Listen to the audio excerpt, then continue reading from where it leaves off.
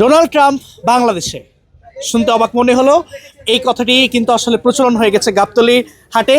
বাংলাদেশের অন্যতম বড় যে গরুর হাট এবং ঢাকার মধ্যে বৃহৎ যে গরুর হাটটি রয়েছে, এই যে আমার পিছনে দেখতে পাচ্ছেন যে মহিষটি, এই মহিষটির নাম দিয়েছেন ডোনাল্ড ট্রাম্প। ডোনাল্ড ট্রাম্প নামে আরও অনেক টিকটকারের নামে পরিচিতি পেয়েছে, কিন্তু আসলে এই যে মহিষটি, তার নাম কি ছিল এবং এটি আসলে ওজন কত এবং কিভাবে লালন পালন করা হয়েছে সেগুলো জানার জন্য আসলে এই যে মহিষের প্রকৃত মালিক আমাদের সাথে আছেন বাংলাদেশ টাইমসের সাথে, এবং আপনার সাথে একটু জানতে চাই এই মহিষটির মূলত নাম কি এবং কত কেজি ওজন এবং কত টাকায় বিক্রি করতে যাচ্ছে। এটার ওজন হলো 15 মন, 15 মন প্লাস আছে, মাইনাস নেই। এটার দাম চাওয়া হয়েছে 5.5 লাখ, 5 লাখ হলে বিক্রি করা হবে।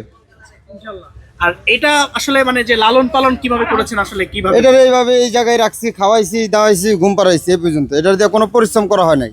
অনেক মহিষ আছে পরিশ্রম করে গাড়ি চালায়, এটা দিয়ে কোনো পরিশ্রম করা হয় নাই।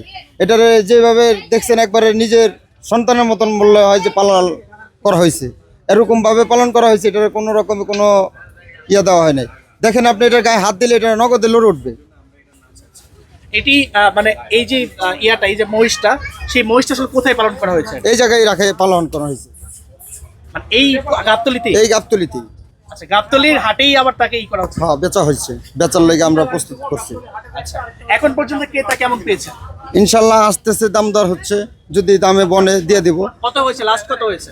অনেকজনে বলছে 4 লাখ, 4.5 লাখ দেই, আমরা দিচ্ছি না। আমাদের হিসাব হলো একটা 5 লাখ টাকার এমন হিসাব হইলে আমরা বেশি ফেলবো। এই এটা নিয়ে তো আসলে জনগণে অনেকে অনেক রকম নাম দিচ্ছে, আসলে এটা সত্য কিনা? এখন আপনার জিনিস হলো আমার, ধরেন আমি যেটা নাম রাখবো এটাই। কারণ আপনারা আইসা অনেকজনে অনেক কথা বলতে পারেন, এটা তো আর বলা যায় না। এটার নাম রাখা হয়েছে লাল বাদশা। এটা জাত হলো তিলিয়ালা মহিষ, লাল গোলাপি জাতের তিলিয়ালা মহিষ।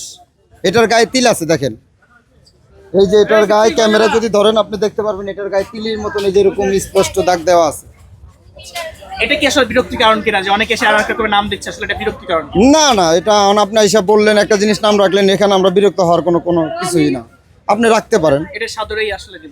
এটাই ঈদ কোরবানির বাজার, সবাই একজনে আসে, একজনের মনে যে বক্তব্য, আপনি যেই নাম রাখেন না কেন এইভাবে রাইখেই একজন একটা জিনিস ভিডিও করতে হয়। এই